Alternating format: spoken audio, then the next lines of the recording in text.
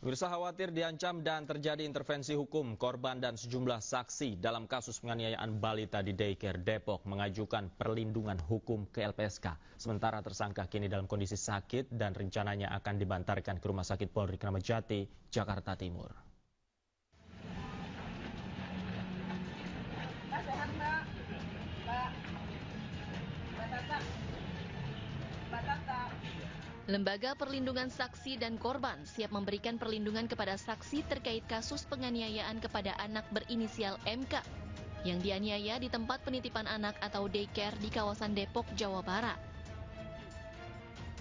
Pengajuan perlindungan ke LPSK merupakan inisiatif korban dan para saksi yang khawatir terjadinya ancaman, intimidasi maupun intervensi proses hukum dalam kasus ini. Pada pokoknya saksi-saksi ini adalah orang yang mengetahui betul, mendengar dan mengetahui terkait dengan peristiwa ini.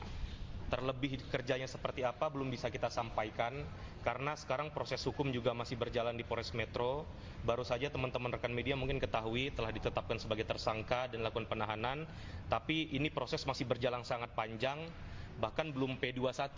Maka oleh sebab itu kita masih sangat menjaga betul baik itu nama, pekerjaan maupun jumlah saksi yang saat ini hadir untuk meminta perlindungan. LPSK menerima permintaan atau permohonan dari pihak manapun yang terdapat tindak pidana, termasuk dalam kasus penganiayaan terhadap MK. Kasus yang menarik perhatian, apalagi menyangkut mengenai anak, menyangkut mengenai lembaga pendidikan ya dan lain-lain, ini menjadi perhatian kita semua. Harapannya adalah kita tetap bisa mendampingi proses ini, ya, memberikan perhatian.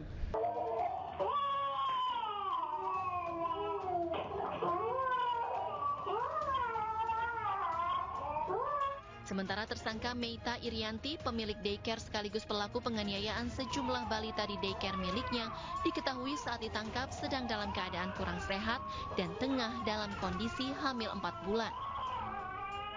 Pihak kepolisian Polres Metro Depok berencana membantarkan tersangka ke Rumah Sakit Kramat Jati, Jakarta Timur untuk pemulihan kesehatannya.